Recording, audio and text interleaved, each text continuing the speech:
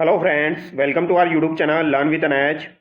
आज के शानदार वीडियो के अंदर हम दोस्तों यूआरओ एग्जाम पार्ट बी से संबंधित जो आपके सवाल आने वाले हैं 40 क्वेश्चन पार्ट बी में, वही लगभग 40 क्वेश्चन आज मैं आपको करवाने वाला हूं। कलाम एकेडमी के कुछ टेस्ट आयोजित हुए थे, उनमें से ही एक टेस्ट मैं आपको करवाने वाला हूं और यहाँ पर एकदम शानदार तरीके से हम पढ़ने वाले हैं, 40 क्वेश्चन को करने वाले हैं। अब लास्ट टाइम में आप ज़्यादा कुछ तो नहीं कर सकते हैं दोस्तों।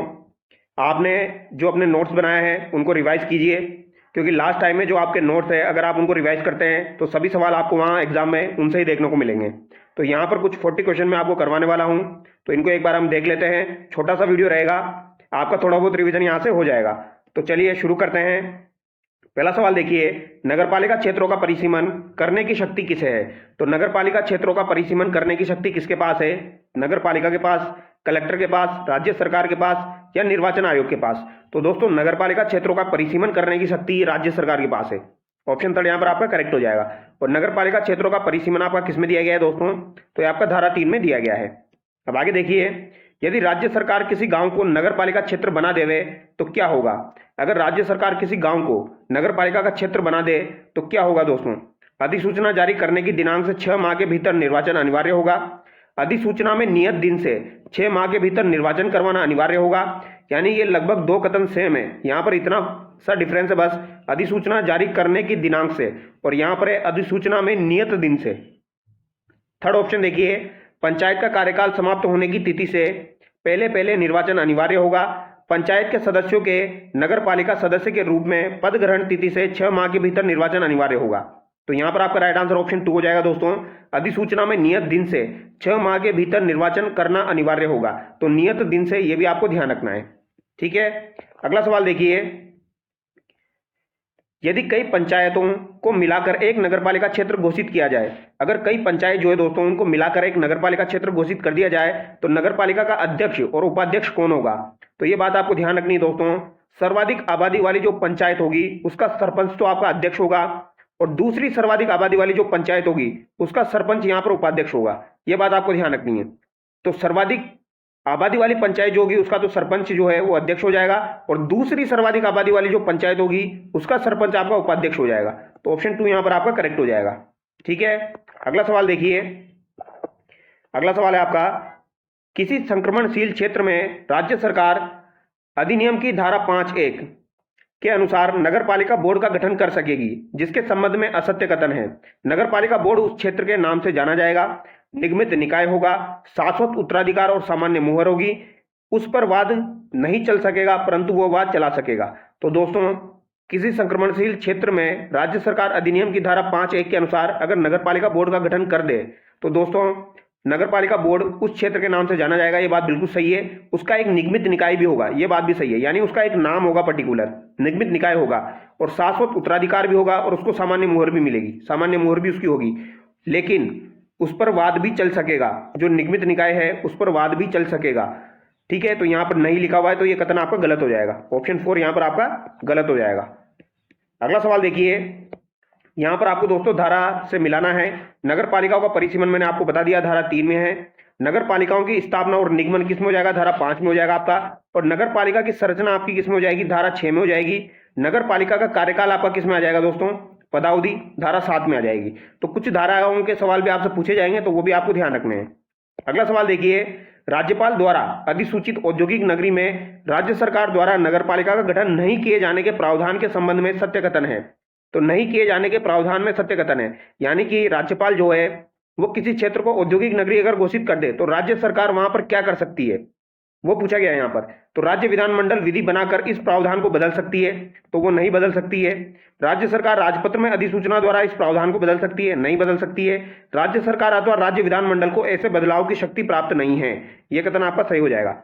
अगर राज्यपाल किसी क्षेत्र को औद्योगिक नगरी घोषित कर दे तो वहां पर भैया राज्य सरकार और राज्य विधानमंडल कुछ भी बदलाव नहीं कर सकती है, ऐसी कोई इनके पास शक्ति नहीं है। तो ऑप्शन 3 यहां पर आपका करेक्ट हो जाएगा। अगला सवाल देखिए, नगर पालिका के प्रादेशिक निर्वाचन क्षेत्रों में भरे जाने की रीति कैसी होगी? तो प्रादेशिक निर्वाचन क्षेत्रों को भरे जाने की रीति आपकी किस प्रकार की होगी?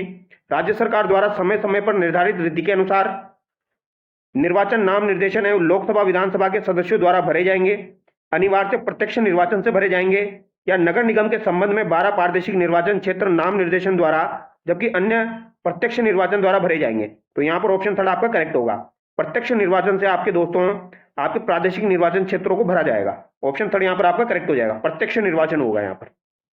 अगला सवाल देखिए, सदस्य होने हेतु निरर्हता धारा 24 एवं निर्वाचन अपराध एवं भ्रष्ट आचरणों से उत्पन्न निरर्हताएं धारा 35 के उपबंध किन पर लागू होंगे। तो दोस्तों एक तो आपकी धारा 24 और एक आपकी धारा 35 में जो है निरर्हताएं दी गई है।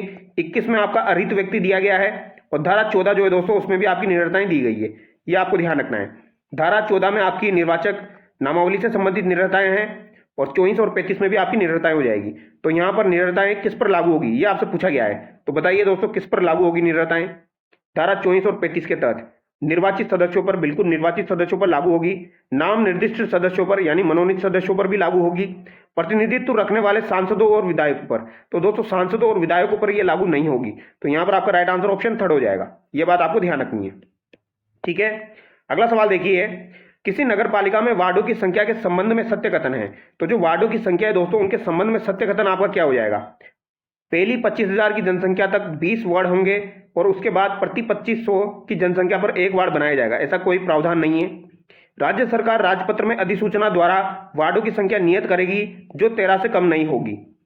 अब यहाँ पर एक कथन और दिया गया है, निर्वाचन आयोग प्रत्येक निर्वाचन से पूर्व वार्डों की संख्या नियत करता है और नगर पालिका जनसंख्या और भौगोलिक स्थिति को ध्यान में रखते हुए वार्डों की संख्या नियत कर सकती है जो 13 से कम नहीं होगी। तो नगर पालिका वार्डों की संख्या नियत नहीं करती है, राज्य सरकार करती है। तो यहाँ पर ऑप्शन 2 आपका करेक्ट हो जाएगा।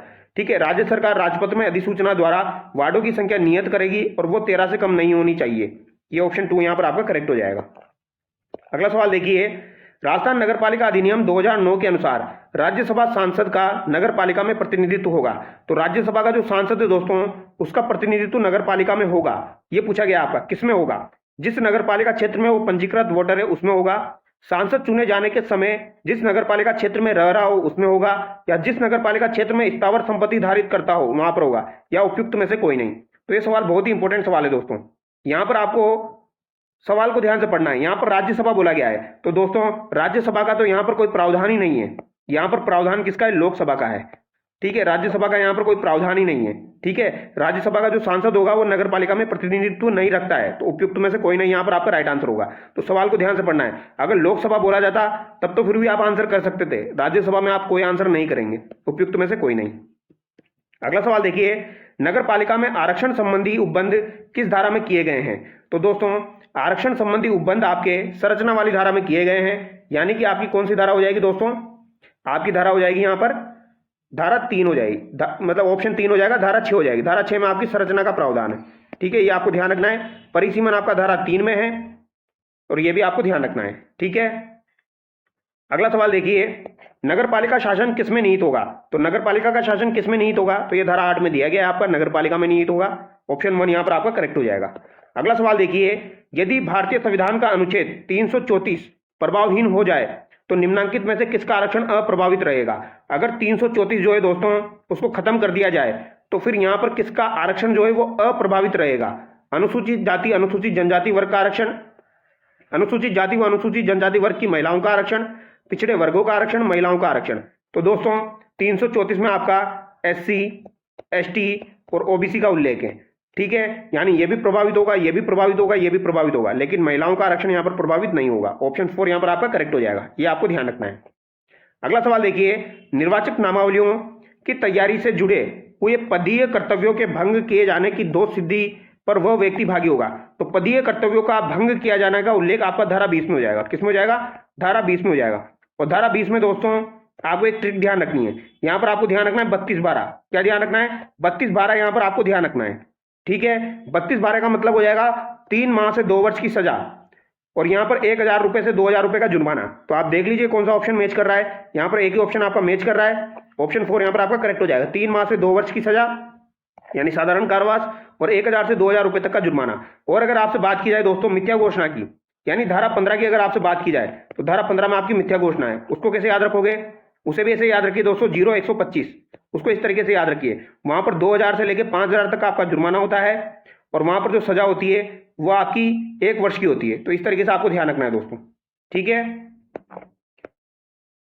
अब यहां पर अगला सवाल देखिए, सदस्य होने के लिए अरित व्यक्ति, तो सदस्य होने के लिए अरित व्यक्ति किसमें दिया गया है? ये धारा 21 में दिया गया है। सदस्यों के लिए साधारण निरताएं किसमें दी गई है? तो सदस्यों के लिए साधारण निरताएं आपकी किसमें हो जाएगी? धारा 24 में हो जाएगी। निर्वाचक नामावली में पंजीकरण का हकदार, तो ये 13(5) में हो जाएगा। इसमें आपकी निर्वाचक नामावली का उल्लेख है। निर्वाचक नामावली में पंजीकरण हेतु निरताएं आपकी किसमें हो जाएगी? धारा 14 में हो जाएगी। ठीक है, तो ये आपको ध्यान रखना है।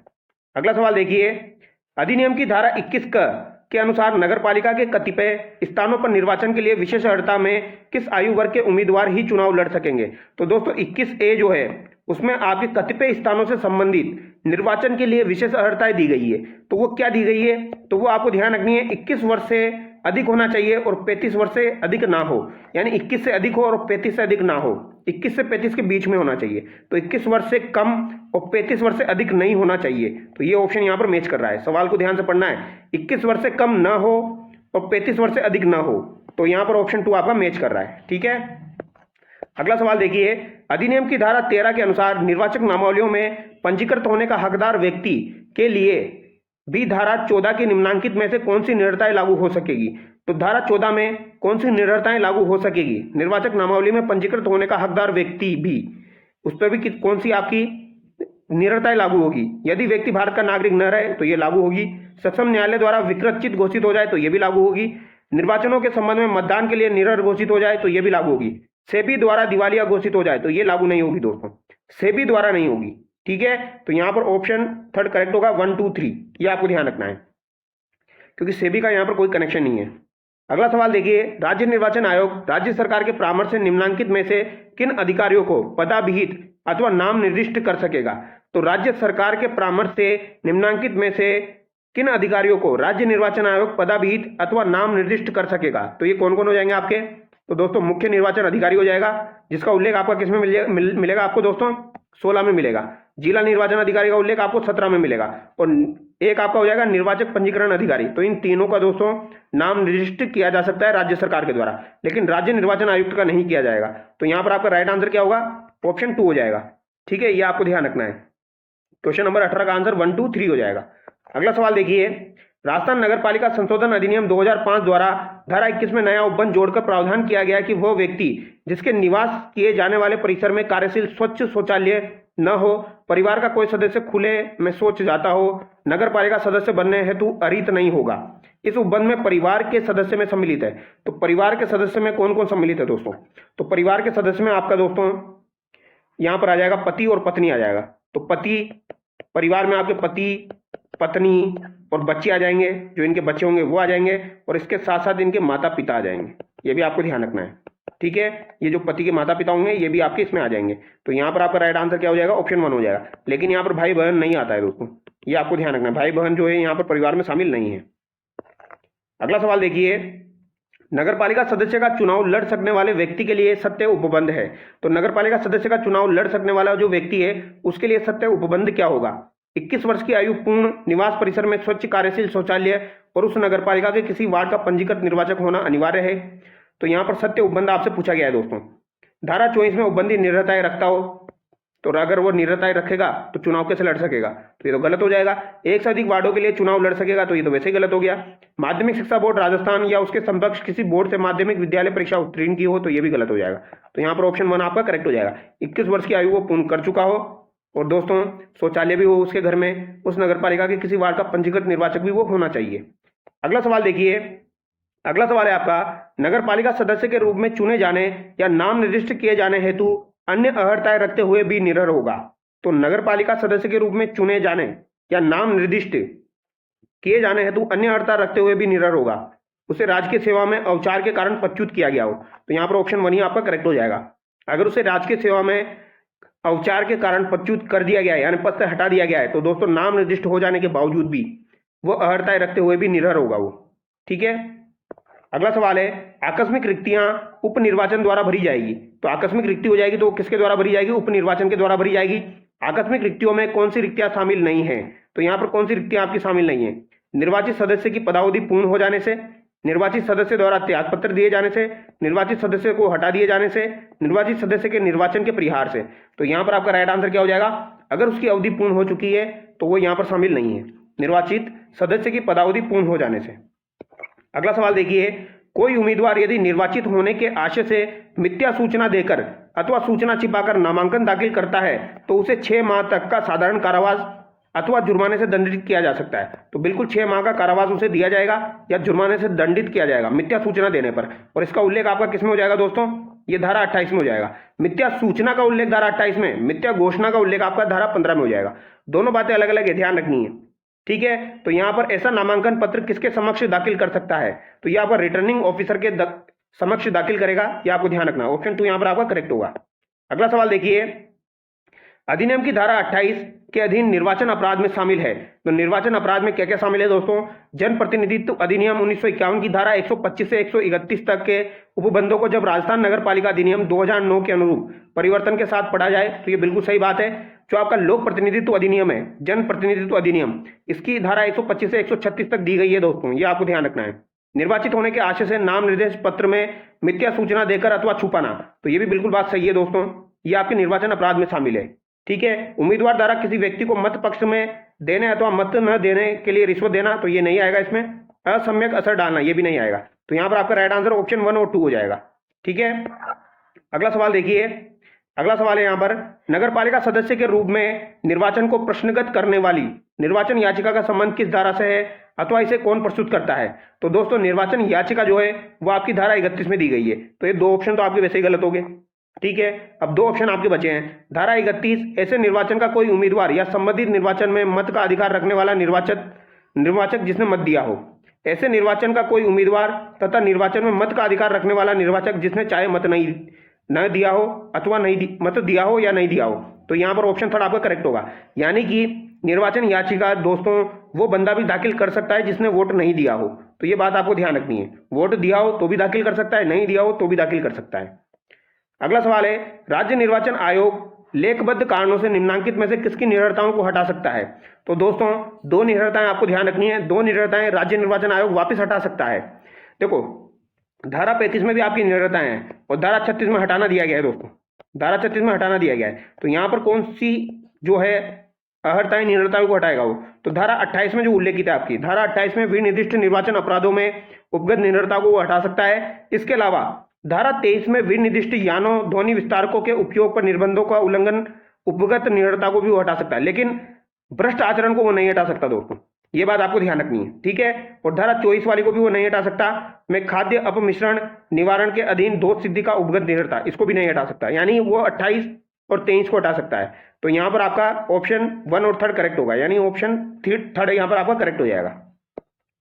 अगला सवाल देखिए, नगर पालिका अध्यक्ष और सदस्यों द्वारा 1 माह के भीतर राज्य सरकार द्वारा प्राधिकृत अधिकारी के समक्ष शपथ नहीं लिए जाने पर रिक्त माना जाएगा। ऐसे 1 माह की गणना के संबंध में असत्य कथन है। तो ऐसे 1 माह की गणना के संबंध में असत्य कथन यहाँ पर आपसे पूछा गया है। निर्वाचन की दिनांक से 1 माह के भीतर, तो निर्वाचन की दिनांक से 1 माह के भीतर, उप निर्वाचन की दिनांक से 1 माह के भीतर, नाम निर्देशन की दिनांक से 1 माह के भीतर या उपयुक्त सभी। तो यहाँ पर असत्य पूछा गया है दोस्तों, सवाल को ध्यान से पढ़ना है। यानी कि ऐसे 1 माह की गणना किस प्रकार से की जाएगी? तो निर्वाचन की दिनांक से 1 माह के भीतर नहीं की जाती है दोस्तों, ऑप्शन 1 यहाँ पर आपका करेक्ट हो जाएगा। लेकिन उप निर्वाचन की दिनांक से 1 माह के भीतर की जाती है और नाम निर्देशन की दिनांक से 1 माह के भीतर इसकी गणना की जाती है, ये आपको ध्यान रखना है। अगला सवाल देखिए, राजस्थान नगरपालिका अधिनियम 2009 के उपबंधों में त्यागपत्र संबंधी असत्य कथन है। तो त्यागपत्र संबंधी असत्य कथन यहाँ पर आपको बताना है, असत्य कथन बताना है दोस्तों, ठीक है।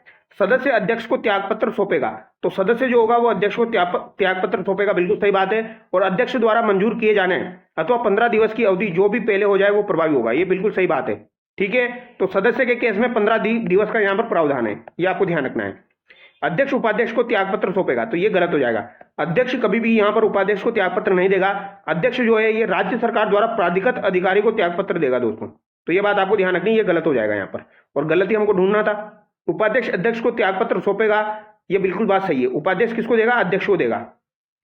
और अध्यक्ष द्वारा मंजूर किए जाने अथवा 30 दिवस की अवधि, तो यहाँ पर अध्यक्ष के पास 30 दिवस की अवधि होगी, ये बात आपको ध्यान रखनी है। लेकिन सदस्य के पास 15 दिन की अवधि होती है। सदस्य के त्यागपत्र संबंधी प्रावधान धारा 38 से, जबकि अध्यक्ष एवं उपाध्यक्ष के त्यागपत्र से संबंधित प्रावधान धारा 43 से संबंधित है। तो अगर आपसे बात की जाए, सदस्य का त्यागपत्र का प्रावधान धारा 38 में हो जाएगा और अध्यक्ष और उपाध्यक्ष का त्यागपत्र से प्रावधान आपका धारा 43 में हो जाएगा, ये आपको ध्यान रखना है। तो 38 और 43 यहाँ पर सदस्य की त्यागपत्र आ जाएंगे, यहाँ पर आपके अध्यक्ष के त्यागपत्र आ जाएंगे 43 में। ये आपको ध्यान रखना है। अगला सवाल देखिए, राजस्थान नगर पालिका संशोधन अधिनियम 2023 द्वारा सदस्यों को हटाए जाने के आधारों में नया उपबंध जोड़ा गया है, वो है, तो नया उपबंध यहाँ पर क्या जोड़ा गया है, ये आपसे पूछा गया है दोस्तों। तो यहाँ पर आपका राइट आंसर हो जाएगा धारा 39 की उपधारा 1 में खंड ड यहाँ पर जोड़ा गया है। ये बहुत ज्यादा डीप सवाल है। आगे देखिए, यदि नगर पालिका के किसी नाम निर्दिष्ट सदस्य को राज्यसभा का सांसद निर्वाचित कर दिया जाए तो उसके संबंध में सत्य उपबंध है। तो यहाँ पर सत्य उपबंध आपका कौन सा हो जाएगा दोस्तों, सत्य उपबंध यहाँ पर आपका कौन सा हो जाएगा, ये आपको बताना है। ठीक है, तो पहला ऑप्शन देखिए, ऐसे निर्वाचन के 15 दिवस के भीतर राज्यसभा सांसद के पद से त्यागपत्र देना होगा अथवा वो नगर पालिका सदस्य नहीं रहेगा। तो 15 दिवस का तो प्रावधान है ही नहीं, 14 दिवस का प्रावधान है। ठीक है, पहली बात तो आपको ये ध्यान रखनी है। तो ये तो वैसे गलत हो गया। ऐसे निर्वाचन के 14 दिवस के भीतर उसे नगर पालिका सदस्य के पद से त्यागपत्र देना होगा, अन्यथा वो राज्यसभा का सांसद नहीं रहेगा। तो ये कथन गलत हो जाएगा।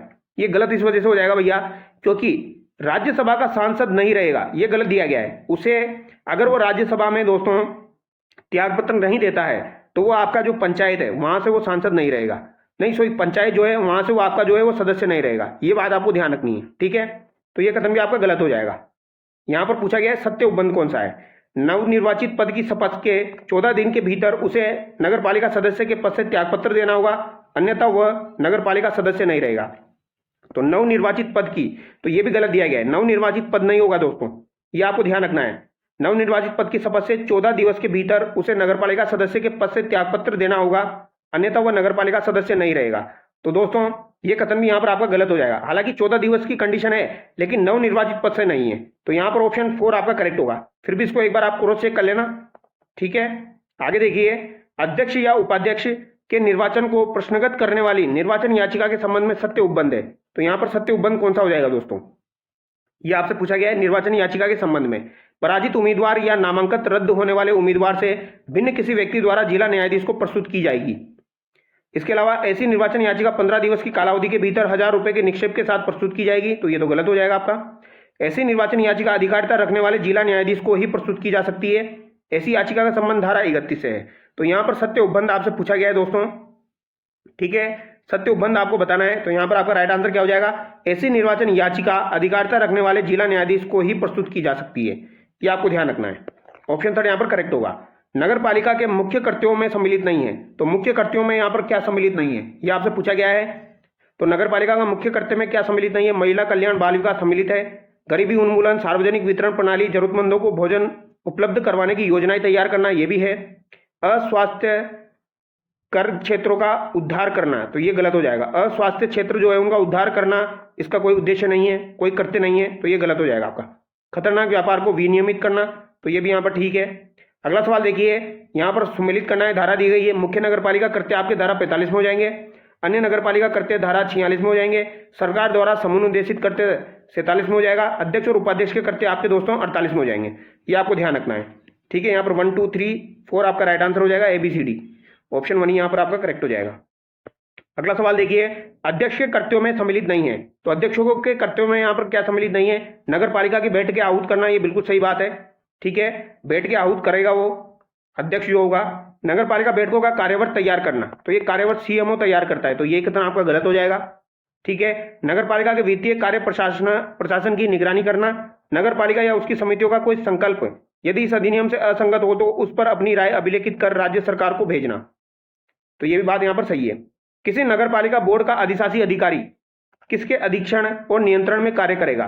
तो दोस्तों जो आपका EORO होगा, यानी जो EO होगा, किसके अधीक्षण और नियंत्रण में कार्य करेगा, निदेशक और स्थानीय निकाय, आयुक्त, चेयरमैन, सभापति, या यहाँ पर कोई नहीं।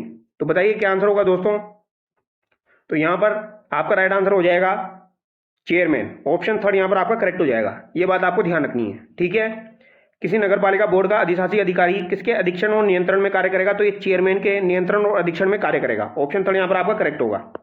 अगला सवाल देखिए, अधिनियम की धारा 50 की उपधारा 1 के खंड 4 क के परंतु के अनुसार राज्य सरकार यदि किसी सदस्य को नगर पालिका के अध्यक्ष का कार्यभार सौंपती है तो वो अधिकतम कितनी अवधि तक ऐसा कार्यभार संभाल सकेगा।